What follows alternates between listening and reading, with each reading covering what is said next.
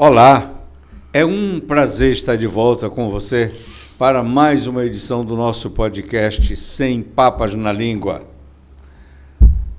Você sabe, eu tenho lhe dito, que eu tenho um prazer enorme com esse encontro, porque eu sei que você gosta das pessoas que eu trago para você. E eu fico procurando umas pessoas muito especiais, com uma história de vida que sirva de espelho e de exemplo, de gente que constrói esse Estado, de gente que teve uma participação e tem ainda uma participação muito grande no desenvolvimento de Rondônia. Essa Rondônia que você ama, pela qual me apaixonei, vim para ficar uns dias e estou aqui há 43 anos. Então, é um personagem desse que eu estou trazendo para você hoje. O maior repórter que eu já conheci. E olha, eu tenho 63 anos de estrada. Já conheci muita gente. Já fui dono de empresas de comunicação, trabalhando com muitos jornalistas. Inclusive com este que eu vou lhe apresentar. Mas ele é o melhor de todos. E ele não é só jornalista. É um escritor talentoso, com obras fantásticas que você precisa conhecer. Eu lhe apresento o jornalista Montezuma Cruz, mas o nome dele você não conhece, ele vai te dizer. Célio Montezuma Caldieri Munhoz. Montezuma Cruz foi o pseudônimo que eu criei em 1972 para poder escapar da correspondência da Folha de São Paulo, numa cidade do interior de São Paulo, chamada Bernardino de Campos, onde se fabrica um iogurte que é consumido aqui em Rondônia e no Acre. 10 mil habitantes. E aí surgiu o Montezuma Cruz na sala da casa de um professor de geografia, e esse nome ficou grudado em mim, né? Tudo que saía na Folha de São Paulo, na página do interior, né, que tinha aquele mapinha, às vezes era o sul de Minas, às vezes era o norte paulista, Alta Araraquarense, Alta Sorocabana, Vale do Ribeira, Baixada Santista, Litoral, tinha o mapa, a Folha identificava. Então o Montezuma nasceu ali e depois, por injunções políticas aqui em Rondônia, que você conhece, decora e salteado, né, entrou no meu nome, né, sem eu gastar um tostão, graças ao desembargador Eurico Montenegro, que era presidente do Tribunal Regional Eleitoral e fez essa concessão, né? Então, incorporou e ficou na identidade, né? Então, olha, você está vendo a pegada desse contador de história, é porque ele presenciou muitas histórias. É isso que o noticiastudoaqui.com, neste podcast Sem Papas na Língua, está trazendo para você. Montezuma, o seu nome faz referência a um personagem da história inca. É Azteca. Azteca. É? Mas quando indicaram esse nome para você, quando te batizaram com esse nome, era fazendo uma referência a isso? Não. Por sinal, depois, né, muita gente perguntou. Uma família cearense, uma família Montezuma, que tem muitas pessoas, muitos representantes do Acre, né? Se eu era parente deles, eu já recebi correspondência, já recebi até telefonema. Mas por ter escolhido esse dom, esse privilégio de ter escolhido o próprio nome jornalístico, né? Pseudônimo, como se dizia antigamente, e na linguagem policial, o vulgo, né? O vulgo que virou nome, ele faz referência ao imperador azteca, né, que morreu apedrejado lá em cima de um muro, né, que foi aos poucos entregando o ouro para o Hernán Cortés, né, para os espanhóis, né? Algo que aconteceu em toda a América, né? Para cá o Pizarro, lá para cima o Cortés, o Alejo Garcia do Paraguai. Mas eu às vezes até me assusto, né? Eu estava olhando os meus arquivos, as minhas cartolinas de jornais velhos, e eu olhei e falei, nossa, mãe, por uns tempos eu fui o Célio Munhoz, lá no interior de São Paulo. Depois eu já cheguei a Mato Grosso do Sul, o Montezuma e a cruz nas costas, né? E assim ficou até hoje, né? Eu acho até engraçado. Digamos, né? Assim, seria meio desígnio do destino, porque Munhoz não é de origem portuguesa. Também é espanhol, né? E olha que o contraditório, né? Ó, presta atenção. Da o região Cortés era Espanhol. Espanhol. E Munhoz também, da região de Málaga.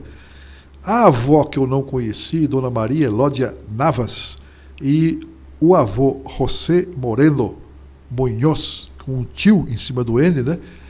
Ao que consta, minha única irmã viva, está com 94 anos para 95. Até uns meses atrás ela fazia palavra cruzada e lia jornal. Hoje ela entrou até no WhatsApp para falar bom dia para mim, né? É minha segunda mãe. Está na cidade de Maringá, no Paraná, mas passou a vida dela no Pontal do Paranapanema, onde o meu cunhado foi prefeito e onde ela foi responsável pela assistência social. A Celina conta que esses espanhóis saíram lá da região do mar Mediterrâneo e foram para o mundo, né? Resumo da ópera, Osmar. Foram para Londrina, no Paraná, no começo de Londrina. Você vê. E surpreso, eu descobri um dia a certidão de óbito da minha avó, que eu não conheci, 1946. O corpo dela foi sepultado em Londrina, no Paraná. Então esse povo andava muito, esse povo devia ser mouro, né? Aquela linhagem árabe, né? Que se instalou ali no sul da Espanha. Bom, né? Vamos lembrar também que Málaga, né, lá na Idade Média, era um ponto de parada dos corsários, né? Atacavam as frotas constituídas da Inglaterra, da própria Espanha, né, de Portugal, e corriam para lá com seu butim, né, para guardar e esconder e negociar por lá. Aquele tempo das navegações, né? Não é? Rei Fernando e Rainha Isabel, né? Tudo, e veio aquelas histórias todas, né? Até o romance do Dom Quixote de la Mancha, né? De Miguel de Cervantes, né? Então. Pediu autorização de El Rei para escrever a história. E é desses períodos mesmo que só mesmo a Espanha tem uma história assim tão romântica. E falar, né? da sua Dulcinea. A Dulcinea, né? Você viu, você me contou um dia, e eu vi também, tivemos a alegria de assistir a peça Dom Quixote de la Mancha, né? Com isso mesmo. Paulo Altran e Bibi Ferreira. E Bibi, né? Ferreira. Que o Brasil jamais esquece. Assisti no Teatro Princesa Isabel, do Rio de Janeiro. Em Copacabana, no Rio de Janeiro. E eu vi lá em São Paulo, na Teatro Anchieta. Depois eu vi no Teatro... Oh, meu Deus... No Teatro Manchete, que tinha sido recém-inaugurado no centro da cidade. Era um luxo, né, aquele Teatro da Manchete. Né? Bom, mas aí talvez esteja explicado o fato de você também ser um andarilho. Isso mesmo. Eu costumo até brincar com você, lhe chamando de caixeiro viajante da notícia. Porque o Montezuma é desses personagens que está aqui hoje, e amanhã você vai dar bom dia para ele, está em Vilhena. Ou está no Rio Grande do Sul, ou está no Mato Grosso, no Campo Grande. Quando você publicou o Parceleiro, me lembro que nós saímos para umas excursões pelo interior do grande município de Ariquemes, do qual alguns outros se desmembraram, né? E a gente foi longe, estava na hora do almoço e a gente tinha que voltar, e estávamos conhecendo os trabalhos do Francisco Salles, né, do prefeito Francisco Salles, naqueles travessões, né? Passávamos horas, e quando eu volto ao interior de Rondônia hoje, eu me surpreendo, né?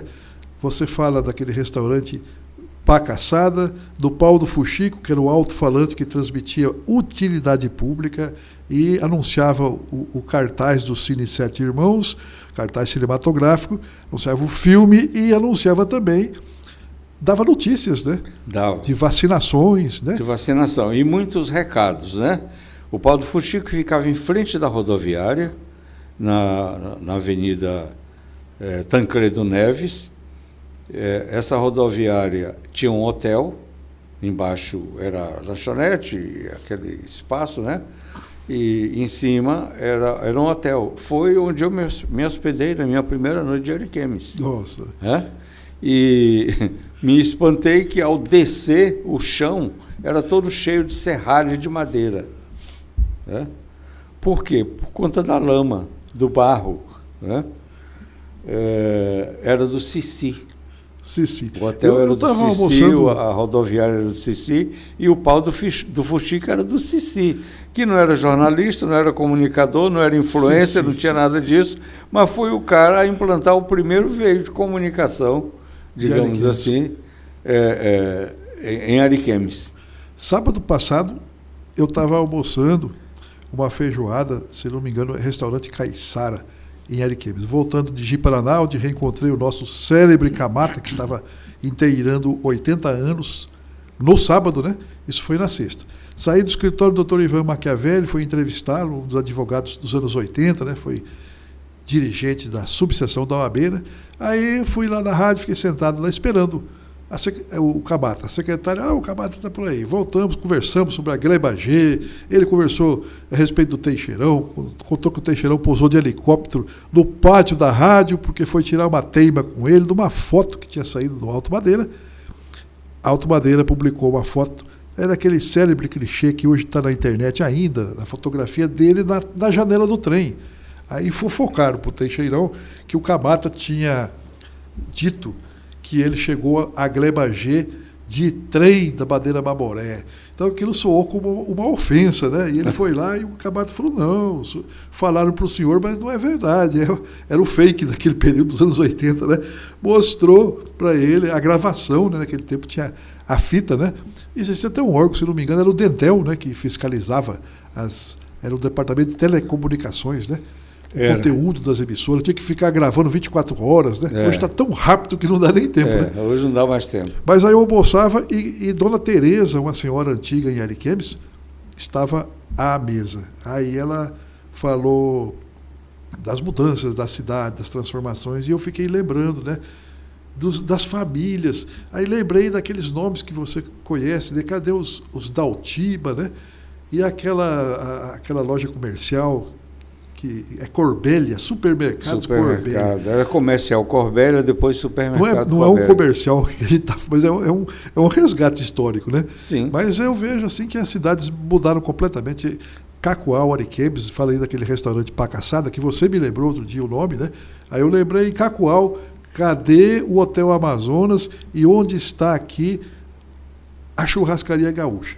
Não era o churrasco que me chamava a atenção ali, mas um filé à cubana que tinha figo em calda. Eu adorava aquilo lá, né? Ia entrevistar os sertanistas da FUNAI, me encontrava lá com a Maria dos Índios, com os Zé do Carmo Santana, o Zebel, o Aimoré Cunha da Silva, pessoas que você conheceu, tão queridas, né, na história indígena de Rondônia, né? E quanto fizeram para haver um apaziguamento naquele período com o INCRA, porque eu vi aqui a entrevista do Dr. Assis Canuto e ele fala o quanto sofreram para legalizar a situação da Nova Vida, porque o interesse das pessoas, dos empresários, era fazer negócios imobiliários e quando eles foram muito bem na pecuária depois. Canuto disse isso para você aqui nesses mesmos microfones, eu achei de algo fabuloso assim. Então o Cacoal soou para mim assim. Eram empresas choque, colonizadoras. Né? Que eles isso, tinham. Ele falou, eles não faziam colonização, coisa nenhuma, né? Mas é aquela história, né? O Amadeu já conta outra história do seu balateiro. Então compraram lotes do seu balateiro em Pimenta Bueno, o seu balateiro teve os lotes ampliados e foram vender no interior de São Paulo, no estado do Espírito Santo, em Mato Grosso, em Minas Gerais, e as pessoas vieram confiantes, porém algumas iludidas, né? Os que resistiram à malária, bravamente cresceram, estão com seus sítios. Você teve também uma terra, você sabe o quanto é difícil manter a terra. E em Cacoal eu vi a pujança, Osmar, esses dias. Que cidade, que município. O que era a zona rural, a gleba prosperidade, tão palco de violência, de pancadaria em Poceiro, mulher grávida saindo correndo com os pertences, marido correndo, e a polícia de um lado fustigando, a justiça por outro, e eles pequenos, né? Hoje é zona urbana. Mais surpreso ainda eu fico quando o Nélio Bianchini, do Cacoal Selva Park, me conta que uma parte daquela gleba lá era o sítio dele, e que aquilo lá não ia existir se não fosse a pressão. Ele fez um balneário para a família, porque a mãe dele exigia, quando ele vinha do Paraná, para fazer uma aroda d'água. Dona Hilda queria a aroda d'água para fazer a polenta, para fazer a farinha de trigo. Por isso que aquilo lá veio ser o que foi, porque passaram a exigir. Veio a ser o que é. Hoje tem até placa indicando, em plena rodovia, Balneário do Nério. Sim, é um Agora, dos o que sai dali é estado. muito melhor, é o café, né? Os cafeicultores de Cacoal estão de parabéns porque irrigaram o café. E no papo com o Camata, na quinta-feira da semana passada, o Camata falou, tem um cabra aí que parece que é parente meu, porque ele também é Camata, né? Um pobrezinho que veio lá do Espírito Santo também plantou o cafezinho dele lá e resolveu irrigar.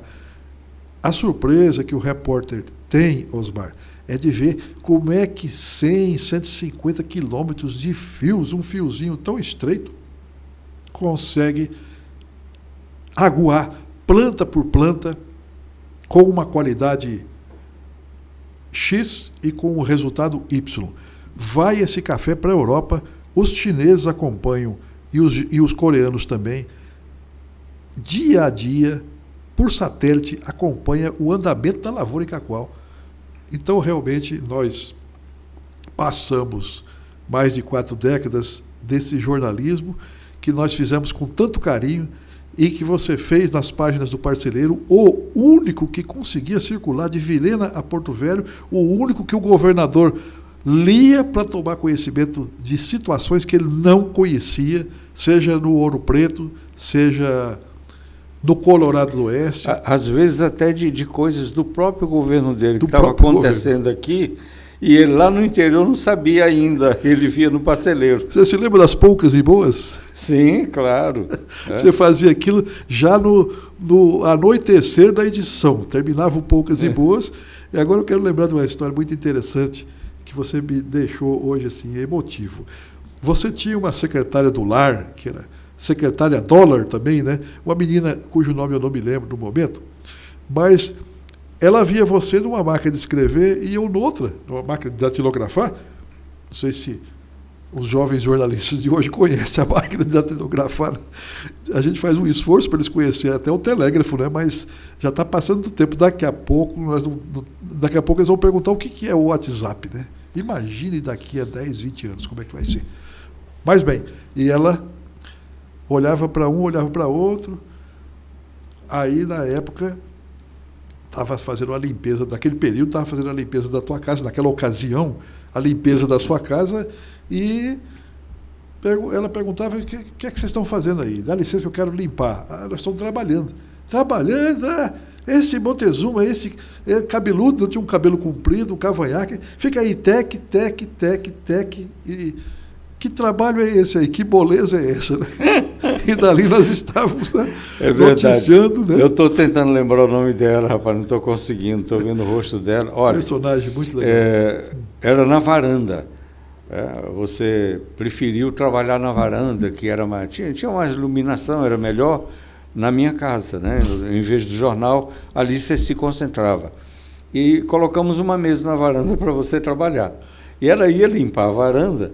Aí você estava lá trabalhando, ela queria limpar debaixo da mesa, tudo. E ela reclamava, quem é esse Montezuma que fica aí, tec, atrapalhando o meu trabalho? Né? Vai explicar, né? Essa moça eu encontrei ela, uma senhora, né? Há uns tempos atrás, fiquei surpreendido, ela constituiu uma família enorme, muitos filhos, muitas filhas. E ela casou com um cara que era meu vaqueiro na época, né? Que foi o cara que bulinou ela quando ela estava na minha casa, sob a minha guarda, com as recomendações da família. Ela era menor ainda. E a recomendação era rígida, eu tinha que ser um pai vigilante. Pois eu dei, sei lá, pisquei o olho lá e ela deu uma fugida lá com o caboclo. E aí descobrimos a coisa, parti para cima do caboclo, digo, você vai ter que casar com ela, né? Era o tempo que colocava a espingarda atrás do cabra, não casa. Aí eu e a dona Júlia, né, que era minha esposa à época, fomos conversar com ela, e ela chorando, arrependida, pedindo desculpa, e dizendo, não, mas não vai acontecer nada não, seu Osmar e dona Júlia, porque eu disse só um pouquinho. Eu disse. Mas é interessante, porque a gente vai pesquisar a história. Casaram e estão felizes até hoje com uma família abençoada, rapaz. Isso aqui era uma permissividade, como dizia o saudoso Jorcene Martins. Nessa Amazônia, Acre, Rondônia, e aí a gente vê casos mais assim, cabulosos, escabrosos, né? De violência familiar, de avô, de pai, né? Mas quando vê um romance, né, a gente vai até na vida indígena, né? Aquele índio que se apaixonou pela branca, a Norminda Dias, uma capixaba, e o Oreia se apaixonou, depois um tio da Norminda foi lá e matou o Oreia, trucidou, jogou o corpo na quiçaça lá. Na quiçaça, foi na mata mesmo, porque estava em colonização ainda, a linha 7, né? Depois eles se juntaram, né, os Suruí, os Paíter Suruí, e foram e mataram também a família dela, quase toda, eles exterminaram, né? Vem essa situação, vem aquela situação do sequestro do menino, situações emblemáticas, né, que surgiram do menino livros, Fábio, né? lá pelo Zureu Auau em Ariquemes. Zureu Auau. Né?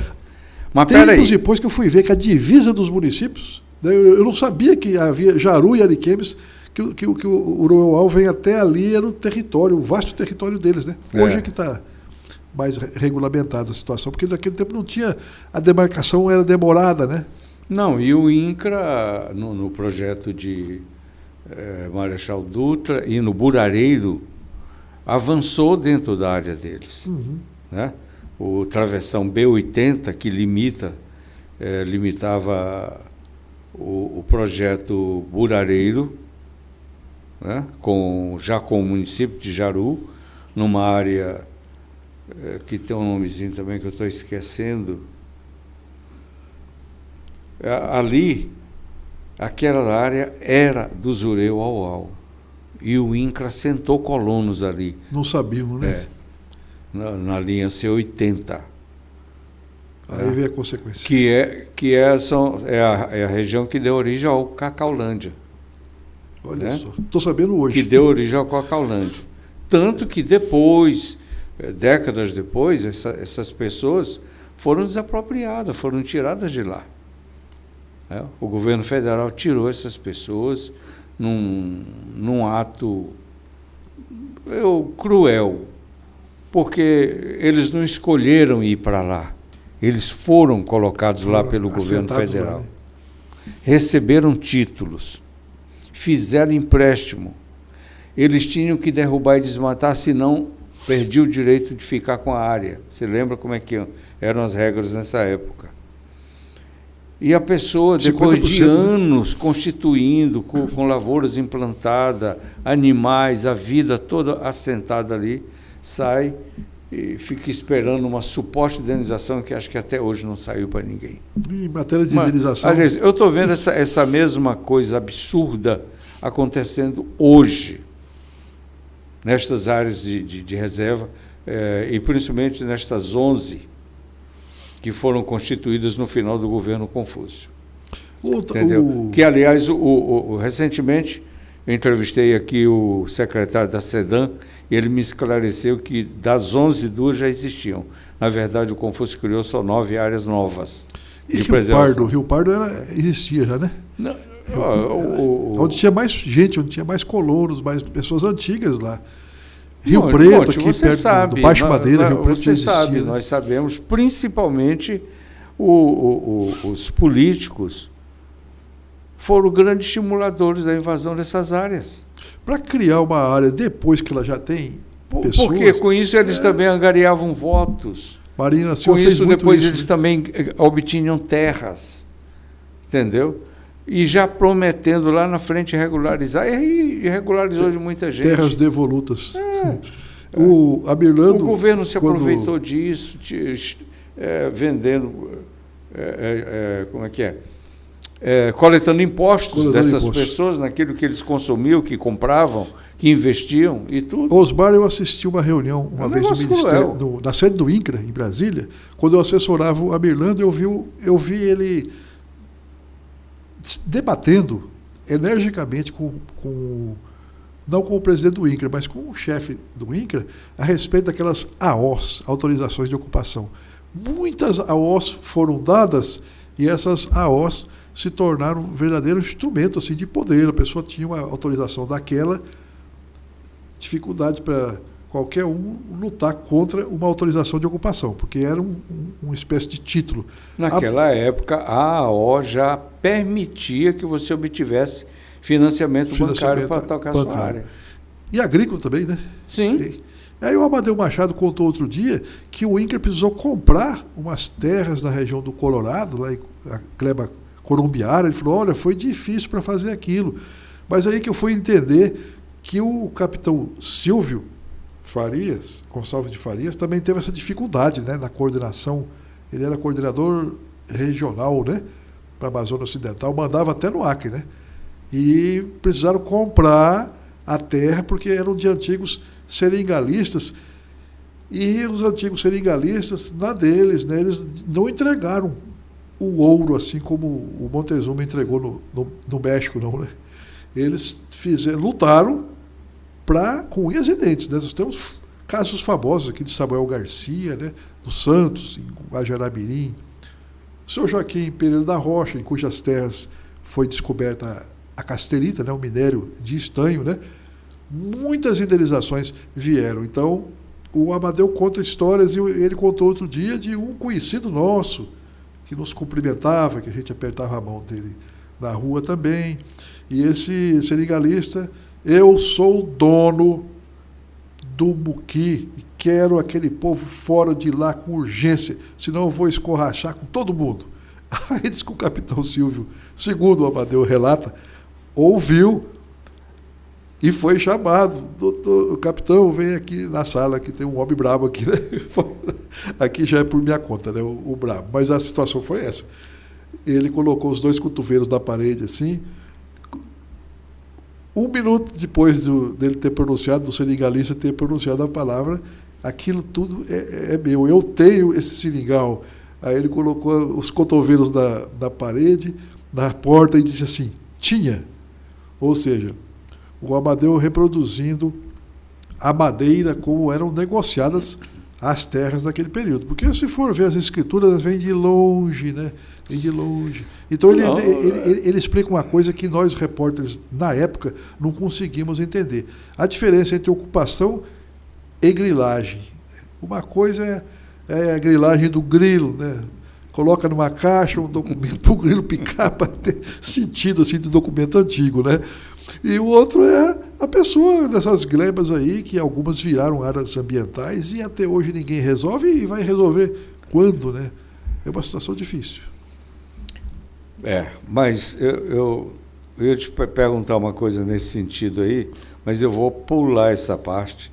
Nós vamos voltar um pouquinho na sua história, porque eu quero que o nosso leitor, o nosso ouvinte, o nosso telespectador, enfim, você que está do outro lado nos acompanhando, conheça melhor esse senhor aqui, né? É bíblico, né? Está lá os apóstolos falando que nós todos temos nossos talentos, essa coisa toda. O Senhor dotou todo mundo com seus talentos. A gente precisa descobrir. Você descobriu o seu talento cedo. Com que idade? Olha, Osmar, parece mentira. Eu tinha 16 anos de idade, eu tinha sido... Quem não foi, né, na infância, uma dessas coisas, né? Ou foi vendedor de vassoura, que deu o Mané Messias, que saiu de Pintadas da Bahia e foi para Maringá. É um personagem assim, que nem você, assim, um desbravador. Foi parar lá em Santa Isabel do Ivaí, e perto de Loanda, Santa Cruz do Monte Castelo. Desembarcou em Maringá com o pai dele, e ele fez um livrinho, Orelha de Burro. E esse livro ele conta como é que os baianos chegavam naquele Paraná para catar café e saíam da fazenda. Igualzinho acontecia nos seringais. Nós não podemos brigar com a história. Eu sempre falo para o Lúcio Albuquerque, a história aconteceu. Então, nós não estamos falando mal. Foi esse homem que descobriu o seu talento? Não. Foi bom você me corrigir a tergiversação, porque uma coisa liga a outra, né? Eu cheguei à conclusão, outro dia mandei uma mensagem. Messias, você viveu uma situação parecida com a do seringal na Amazônia. Muito bem descrita pelo José Potiguara, daquele livro Terra Caída, que eu não sei onde é que está esse exemplar que eu tinha. O seringal e a catação do café e do algodão no Paraná e no interior de São Paulo. Bem, mas aí eu era menino que fui engraxate e depois jornaleiro do meu pai. Em que cidade? Em Teodoro Sampaio, que é uma cidade que homenageia o grande engenheiro baiano, contemporâneo do notável Euclides da Cunha, né, que era engenheiro militar e foi jornalista que cobriu a Guerra de Canudos. Era em geólogo 1800 também, né? E bolinhas, né? Que grande cidadão, né? E veio para a Sena Madureira do Acre, ficou no Purus, né, passando necessidade, sendo picado por mosquitos aí, para designar os nomes dos rios. E quando chegou, sentiu a mesma sensação que Rondon ao chegar a Porto Velho com seus fios de telégrafo. Chega e encontra o telefone na Madeira Mamoré. Já imaginou você chegasse aqui para fundar o teu jornal e já encontrasse outro em Ariquemes?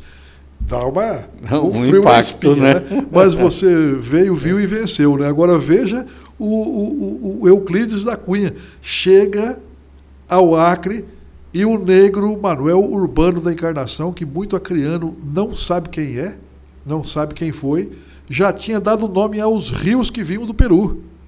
Chico José saiu lá do Recife, foi fazer uma reportagem para a TV Globo, lá no Maranhão e Ucaiali. Bom, mas não são apenas aqueles dois rios ali, não são apenas eles os formadores do Amazonas, né? Então as coisas foram sendo descobertas. E o Manuel Urbano... Mas aí o menino de 16 anos já está muito crescido. Eu quero saber do menino de 16 anos. Esse menino era rato de rádio, né? Então, antes de vir aqui... Foi engraxate. Eu falei essa história toda por causa do Teodoro Sampaio, né? Fui engraxate, aí eu tinha...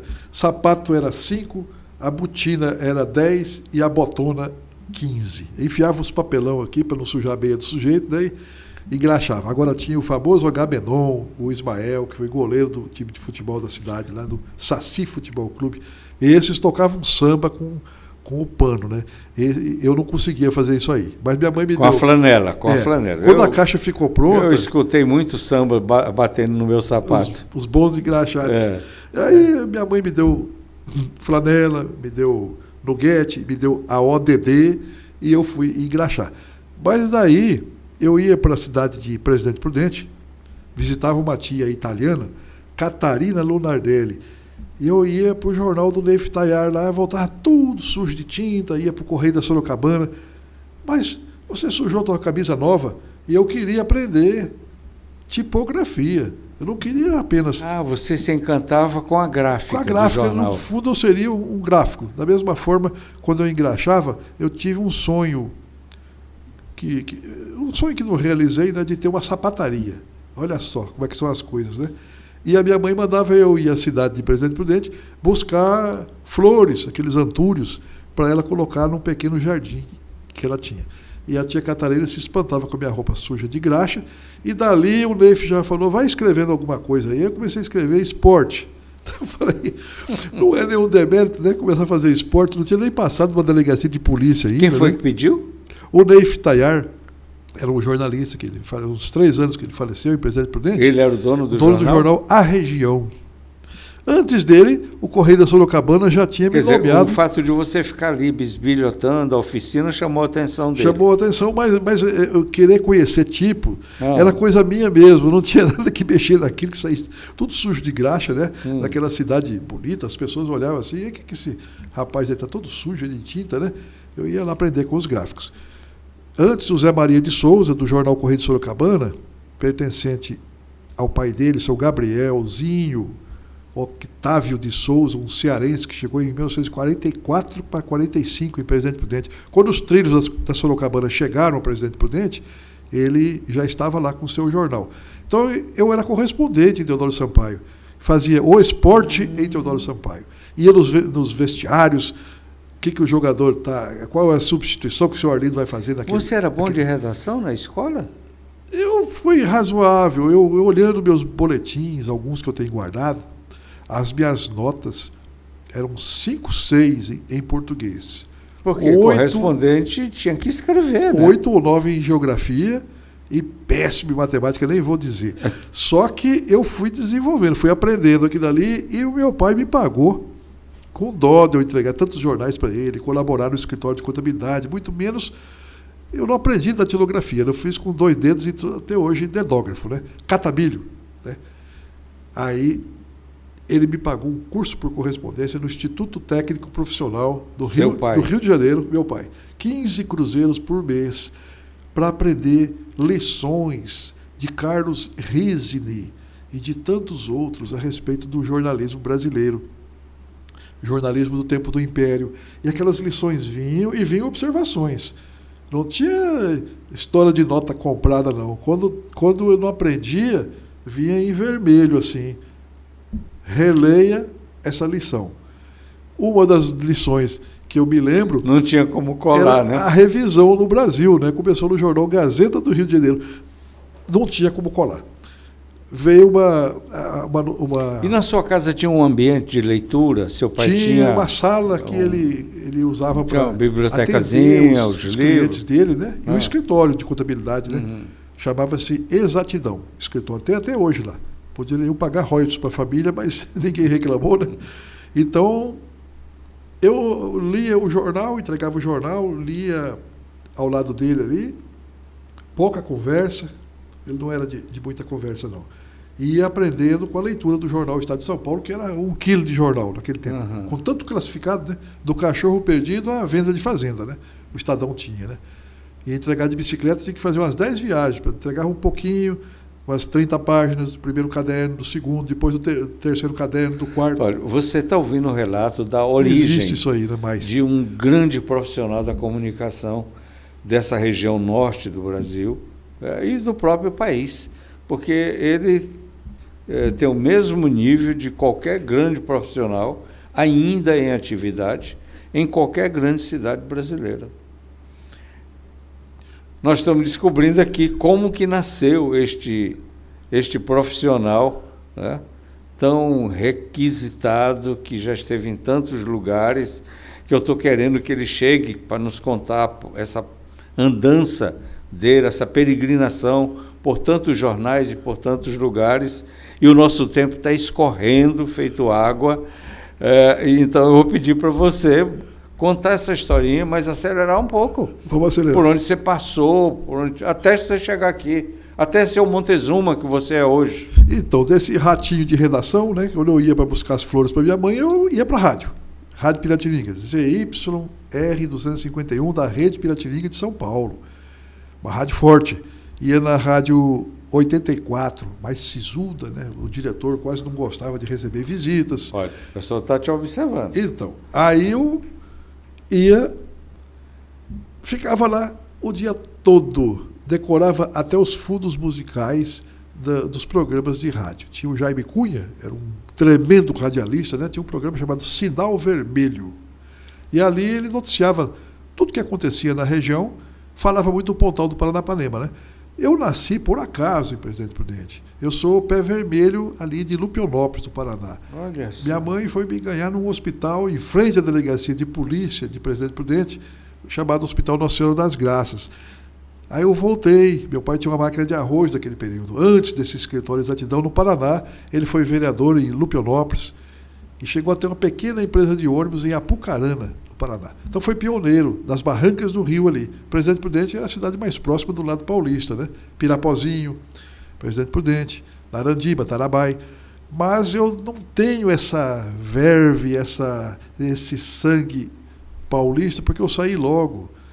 Quando foi 70, 72, eu já estava em Presidente Prudente, depois de estudar em Bernardino de Campos, fazer a primeira série, depois fazer o colegial, eu já estava em Prudente, fazendo contabilidade.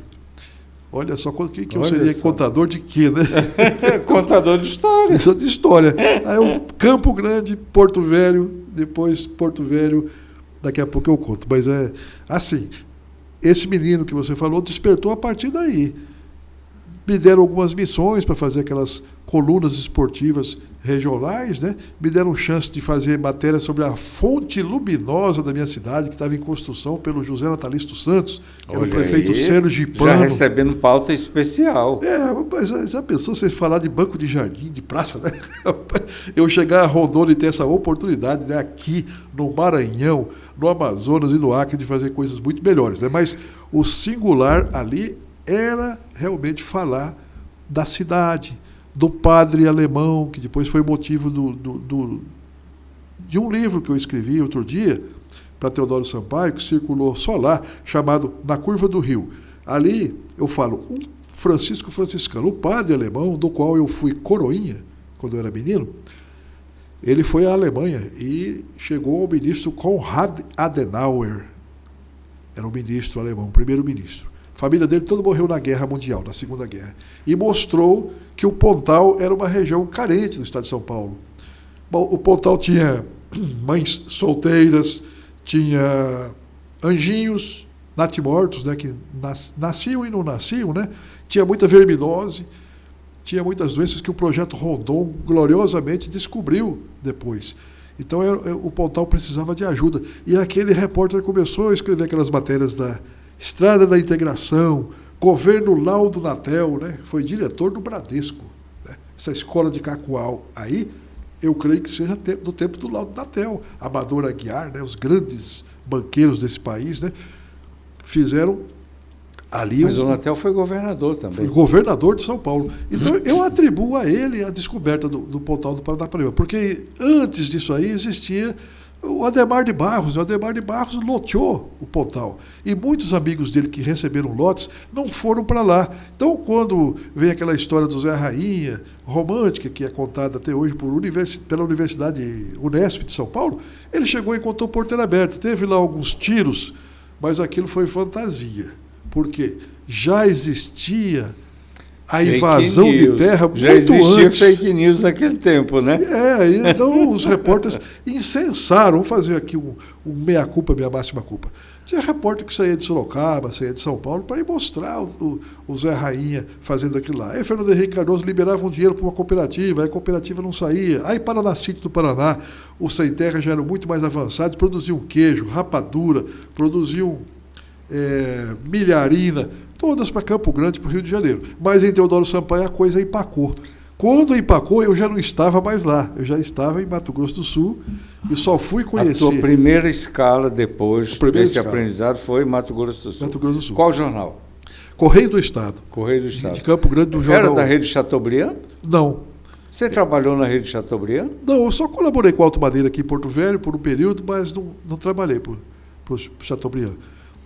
Assim, o Correio do Estado, o jornal que cobriu a geada de 75, né? Em 75 nós estávamos lá, o Antônio João, que era o chefe de redação e correspondente do Estado de São Paulo, né? Monte, vai lá para Aquidauana, vê se chega na casa do Fragelli, o Fragelli era o ex-governador José Fragelli, fazendeiro em Aquidauana, né? No Pantanal. Vai a Bandeirantes, que tem o meu irmão Paulo, está lá, o cafezal acabou. A cidade tinha gelo. O mendigo morria no centro de Campo Grande, morria congelado. Essa foi a geada de 75. Frio. Olha, não repare, eu estou chamando ele de Monte, porque a gente trata ele de Monte, né? O Montezuma. Né? Monte, do Mato Grosso você foi para onde? Porque então, você andou esse norte quase todo. Então eu fiquei o centro-oeste e o norte. Eu fiquei naquele trecho entre Campo Grande e Dourados, porque outro jornal que eu namorei os tempos e que me deu a oportunidade, porque o Oswaldo Petrin era correspondente de Presidente Prudente e foi ser editor da Folha Rural em Londrina, e era um baita jornal do seu milanês, um catarinense, da cidade de Meleiro. Eu fui ser correspondente no lugar dele. Então, sendo correspondente, eu comecei a dar uns pulos, fazer umas viagens mais longas, né? Fui conhecer Corumbá, fui conhecer Dourados, fui conhecer Naviraí, Rio Brilhante, a passagem do gado dos Coelho, o senhor Laucídio Coelho, o senhor Italívio Coelho, ex-senador da República, rei do gado naquele período no Brasil Oeste, estava ali. Então eu tive essa oportunidade de trabalhar em Dourados de Campo Grande, sucursal da Folha de Londrina e repórter do Correio do Estado. Mas quem me levou para Campo Grande foi o irmão do Antônio João, o Zé Maria Hugo Rodrigues, que tinha uma rádio. E aí eu fui lá ser repórter de rádio sem ter experiência. Eu tinha uma experiência pequena em Presidente Prudente, mas os primeiros cadáveres que eu vi na minha vida, e não tem repórter que não tenha visto cadáver, né? É a melhor escola que a gente tem, a polícia, né? Eu falo com algum orgulho, né? De ter ido à Santa Casa, ido ao necrotério, pela rádio. E aí eu vi aquela situação toda lá. Uma família de Bauru, São Paulo, bateu num caminhão, uma Variante. Não sei nem se o pessoal conhece esse carro, mas né? Um carro pequeno bateu no caminhão, morreu a família toda. A Variante. Previdelli, se não me engano. E ali o repórter conheceu. A Variante foi, digamos assim, a primeira SUV do automobilismo brasileiro, né? Que era o carro da família. Exato. Né? Ela era assim, cabia tanta gente quanto a Kombi, quanto a Rural Willis, né? Duas Variantes. Era um carrinho bonito. Na época. Monte, como é que você chegou em Rondônia? Então, aí... Através de qual veículo você chegou em Rondônia? Aí eu em Presidente Prudente, para Campo Grande, correspondendo à Folha de São Paulo, um dia, eu vendo que Campo Grande estava ficando pequena, a cidade mais morena do Brasil, né? Eu fui lá para São Paulo, cheguei no Fernando Barros, que era coordenador de sucursal e correspondentes, que veio ser padrinho de batismo da Vânia, minha filha médica, né? Fernando, eu quero ir lá para cima, para Porto Velho. Falei, meu Deus do céu, mas rapaz, não tá bom lá, não. O que estava te atraindo em Porto Velho? Alguma história que você viu, alguma coisa que alguém te contou? Então, naquele tempo que eu era menino, que meu pai recebia da minha irmã, toda semana ela comprava em Santa Anastácia a revista O Cruzeiro e mandava uma caixa cheia de limões para ele vender no açougue e a revista O Cruzeiro. Aí duas situações que me chamaram a atenção, eu leitor, né? O incêndio do circo norte-americano em Niterói, no Rio, e a Madeira Mamoré. Eu falei, puxa, a Madeira Mamoré, eu quero conhecer esse trem aí. E em 72 a Madeira Mamoré ainda existia. Em 72 eu via muitos discursos da Câmara Municipal, aqui na ladeira Comendador Centeno, na baixada ali para o Cabelódromo, né? Ao lado da maçonaria ali, eu via sessões. Você chegou a conhecer aquela Câmara, né? Tão notável, né? Salão Boemundo Álvares Afonso. Eu via as sessões e o Abelardo Castro dos discursos chorosos, que perderam a Madeira Mamoré, que o homem na selva era morto pela malária, pelo beriberi, pelo impaludismo. E eu, que diacho é isso? Que doença é essa, né? Eu mal conhecia cachumba, que eu tive, e mal conhecia essas coisas que tem que passar um sabão atrás da orelha, o sabão... umas coceiras que a gente tem, né, na infância, né?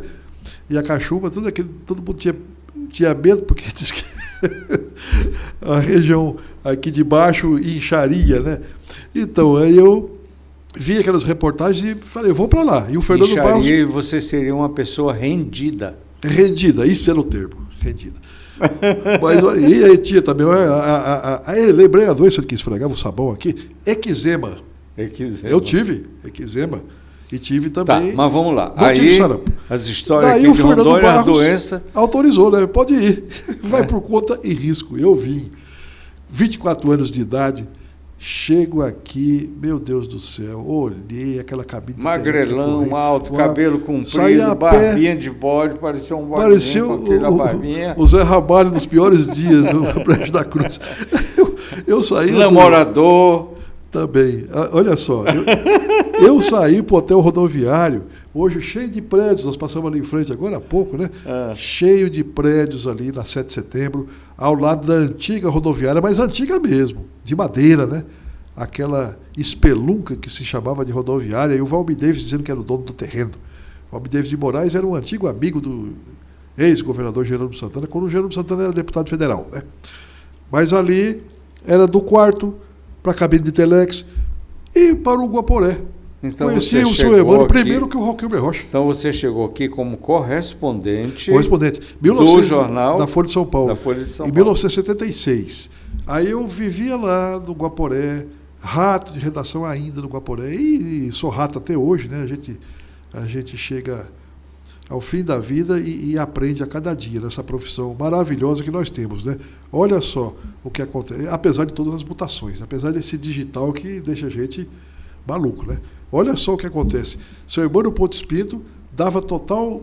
Trabalhei no jornal dele um período, dava total liberdade para nós ali no jornal, como você deu liberdade no Parceleiro, e o Roquilber também na tribuna.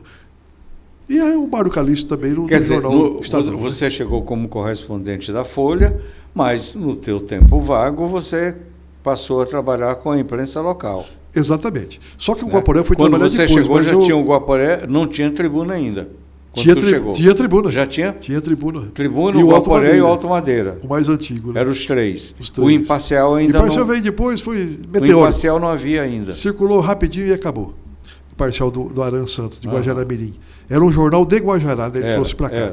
Mas aí o senhor Emânio Pontes Pinto, antigo seringalista, antigo ex-prefeito de Porto Velho, nomeado, né? Suplente de deputado federal, seringalista das antigas, que você conheceu e imprimiu por um período o Parceleiro lá, né? Você se lembra? Isso. Ele me tratou muito bem e gostava de conversar comigo, e eu com ele. E esse homem faleceu outro dia com 5 livros importantes para Rondônia, inclusive um que fala das lendárias minas de Urucubacuã, e outro livro da história, proto-história e lendas do Caiari, que é o Rio da Madeira. Né? Esse livro ele buscou documentos até na França para fazer o livro História, Proto-História e Lendas do Caiari.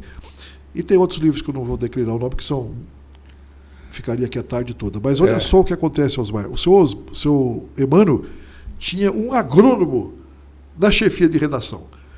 Um engenheiro agrônomo, jornalista, naquele tempo tinha um dublê interessante, né? O senhor Roberto Uchoa. Seu Roberto Uchoa, o senhor alto, negro, alto. E o João Teixeira, que era um jornalista poeta. E fazia um jornal maravilhoso, com cultura, que você conheceu.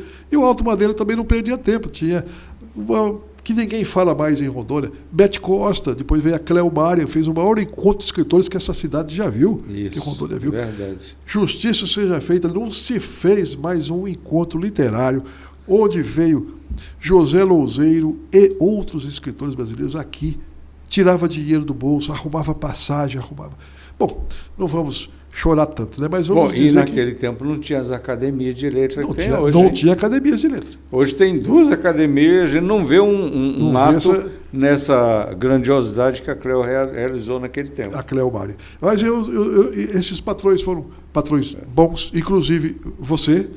Eu acredito que João Milanês, no Paraná, ali no meu tempo de Dourados, de Naviraí e de Mato Grosso, e de Campo Grande, que ainda era Mato Grosso, né? Porque só veio a divisão em outubro de 1977 pelo presidente Geisel, né? Que assinou a divisão. Foram pessoas que me abriram as portas, e tudo o que eu aprendi e estou aprendendo ainda, eu devo a esses jornais. Eu devo à Folha de Londrina, eu devo ao Parceleiro, eu devo ao Estado do Maranhão, onde eu estive em 1987, eu devo ao Diário de Cuiabá, onde eu estive. O Daninho ficava: você tem que voltar para Porto Velho. Você vai escrever aqui o introitozinho de uma matéria, que era o lead, né? Eu vou levar para o Praieiro vai gostar do teu trabalho, vamos para Cuiabá. Aí ficava em Cuiabá, fiquei em Cuiabá em 77, voltei para cá. Vocês estão vendo aí porque que eu digo que ele é um caixeiro viajante da notícia? Deu para perceber? Olha, eu tive o privilégio de ter este personagem da história do jornalismo brasileiro, e destacadamente da história do jornalismo de Rondônia, como colaborador no jornal Parceleiro, que eu fundei em 79 e circulou até 1998. Mas o Montezuma Cruz tem um outro papel muito importante na história política de Rondônia, que pouquíssima gente sabe. Nosso tempo está acabando, Montezuma. Já fui informado pela mesa que 1 hora nossa, você vê, quando a gente começa a esquentar a conversa, 1 hora já foi embora. Ficaríamos aqui. É o nosso tempo. Então, eu vou pedir que você nos conte para o nosso ouvinte, telespectador, leitor, para a nossa audiência, enfim, como é que nasceu o PT em Rondônia? Como e onde nasceu o PT em Rondônia? Olha, do que eu me lembro, é assim. O Zé Neomar, ele trabalhava num escritório de planejamento rural, nos fundos da imobiliária Moreira Mendes. Eu visitava sempre Jerônimo Santana no casarão da Campos Sales e, obviamente, na condição de correspondente do jornal, dava voz a um deputado federal, né? Eu conversava isso aí com o seu Emânio na época. A visão era muito interessante. Ele falava: 4 horas da tarde, tá chegando, o homem está lá no casarão, você vai para lá? Então, quer dizer, o homem não era era um conhecido meu, né, me incentivando a cobrir os personalidades políticos, né, desde o que trabalhava para o político, como é que é o nome? Dos cabos eleitorais, né, aos populares de Porto Velho, pescadores e outros contadores de casos que se reuniam no Café Santos, que era a grande sucursal, né, da notícia, era o Café Santos, né?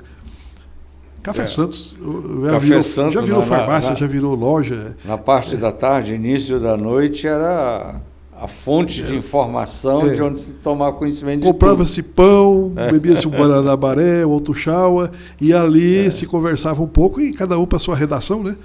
E ali na esquina da Prudente de Moraes com a 7 de setembro. Para quem não conheceu o Café Santos, né, o glorioso Café Santos, onde até Valdir Soriano passou lá uma tarde bebendo cerveja lá, tomou um porre tão grande que depois foi fazer um show no Cine Lacerda. E numa dessas ocasiões, Valdir Soriano levou um cacete aqui e levou outro em Rio Branco, porque mexeu com as mulheres de bom casamento. Bom, mas aí mexeu com as mulheres erradas, né? Mexeu, ele que estava errado, né, na verdade. Ele mexeu com as mulheres erradas. Mas então, você falou do PT. Aí da o Delmar do Lula, primeira visita do Lula a Rondônia. Isso. Ele começou a conversar comigo a respeito de eu me inscrever, fichar no PT, né? Mas naquele período eu tive que sair para Manaus, 1980, porque 2 antropólogos e o padre Paulo Suis, o antropólogo Renato Atias e o José Ribamar Bessa, que é professor da Universidade Federal Fluminense, é professor da Universidade Federal do Amazonas, eles tinham ido para Paris defender as teses deles de indigenismo, de antropologia. E aí, como é que nós vamos fazer aqui? Está tendo uma vaga.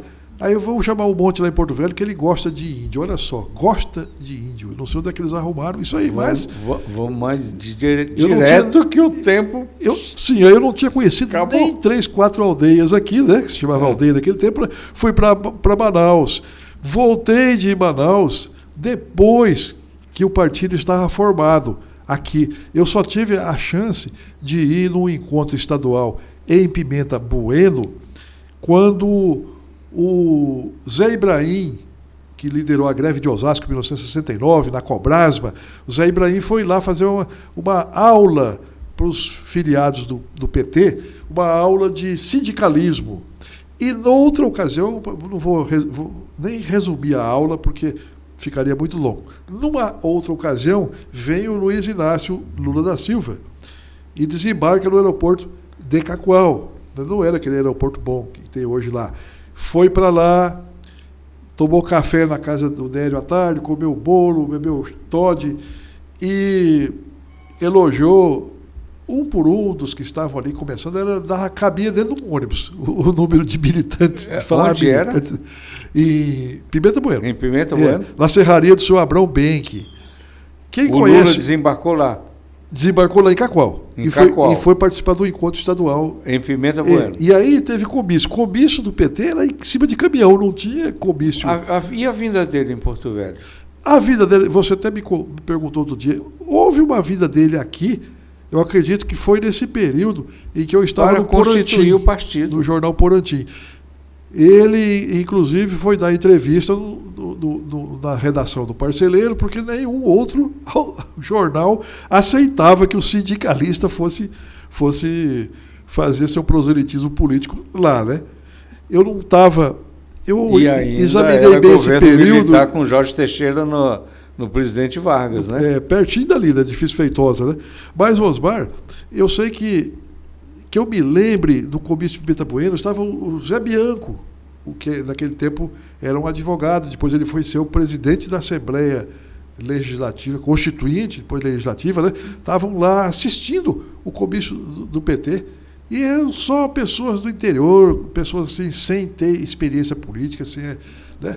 Foi muita gente para o sacrifício. Quem podia sair para vereador, saiu para deputado estadual. Quem podia sair para deputado estadual, saiu para federal. Quem poderia sair para federal, saiu para senador. Madeireiro, lá do interior, o senhor Joaquim Barreira, lá de Rolim de Moura. Então, aquelas pessoas simples, né, Então eu vejo assim, por exemplo, o José Guedes, que te deu entrevista uns tempos atrás aqui, o José Guedes teve quase 700 votos para vereador. Se eu saísse vereador em Porto Velho, eu poderia até chegar perto do nosso ilustre, querido José Guedes. Mas não, fui sair para deputado estadual, que consta eu tive 450 e poucos votos. Viram aí como é que nasceu o PT em Rondônia? Mas a fundação do partido, quem pode contar muito bem para você, e voltou de Minas Gerais, está por aí, é o Bernardo Mecânico, Bernardo Lopes. O Bernardo lembra-se de nome de pessoas que ajudaram a fundar o partido e nunca são lembrados. Sempre as pessoas se lembram do Odair Cordeiro, se lembram do José Neumar, mas tem outras pessoas que antecederam, que na sua simplicidade antecederam, participaram das primeiras reuniões, né? E fundaram o partido. Então, a gente lembra naquelas fotografias, olhando, né, cabia tudo dentro de um ônibus que estava no... Nosso tempo já se expirou, foi embora, acabou nosso tempo. Mas, por favor, me diga pelo menos os livros que você lançou. Ele é escritor e ele conta muito do que viu, resgata muitas histórias do nosso estado, das pessoas que fizeram Rondônia lá atrás, nas suas obras. Cita pelo menos os teus livros aí, para a gente encerrar. O primeiro livro que eu escrevi foi o Aconteceu no Pontal, que trata do problema da terra no Pontal do Paranapanema. Um livro simples que eu fiz numa gráfica lá de Ceilândia, em Brasília, com dinheiro do bolso. Aí fiz o segundo, o Do Jeito que Vi, que você me ajudou a lançar aqui, contando algumas experiências das cidades onde passei, né? De São Luís do Maranhão até Foz do Iguaçu, Paraguai e Argentina. Depois, eu escrevi um almanaque teodorense, que é uma homenagem à geografia daquela região, essa história da pobreza no Pontal do Paranapanema, né? Fiz por lá também, mais dinheiro do bolso. Aí fiz, por último, o da Curva do Rio, também contando a história das farmácias, da água, da cidade, do futebol maravilhoso, né? Que o repórter de esportes, né, tinha que conhecer de futebol, né? Antes de eu ser o correspondente, eu era o repórter esportivo, de entrar no vestiário, né? E de ficar minuto por minuto anotando quem saiu, quem entrou, como é que o time chegou lá. Andavam de caminhão, né? O time ia jogar 200 quilômetros do Paraná dentro, lá de caminhão. Já pensou que situação de insegurança esportiva, né? E, nesse momento, eu estou esperando que a Imediata me entregue, mais uns 20 dias, está pronto o Território Dourado. Primeiro livro que eu escrevo a respeito de Rondônia. Os relatos de garimpos que vão do Colorado a Jaru até Porto Velho. E umas histórias também que são denúncias sociais. A prostituição do garimpo, as doenças, a farmacêutica no garimpo. E algo mais que poderá surpreender também, que eu não vou falar aqui, porque senão faria um comercial muito longo. Espero que as pessoas gostem desse livro. É um livro alegre e triste ao mesmo tempo. Com certeza, sua obra é fantástica. Gente, olha, nosso tempo acabou, expirou já há algum tempinho. Muito obrigado pela sua participação, pela sua presença. Eu sei que você que está do lado aí queria ouvir muito mais. Eu também queria perguntar muito mais coisas para ele. Ele tem muito mais para nos contar. Eu acho que eu vou convidar ele para voltar aqui para dizer um pouquinho mais para vocês. Bom. Porque esse homem conheceu Rondônia antes dessa Rondônia que você conhece hoje. E ele acompanhou todo esse processo evolutivo até aqui. Tem muita coisa para nos contar. Muito obrigado, um grande abraço, fiquem com Deus. Até a próxima edição do nosso podcast Sem Papas na Língua. Foi um prazer te receber, Monte. Você é meu irmão do meu coração. Fico feliz, muito grato. E eu espero que a gente volte a ter uma outra rodada de conversa. Se Deus quiser. Porque, com certeza, nós ficamos devendo nossos leitores.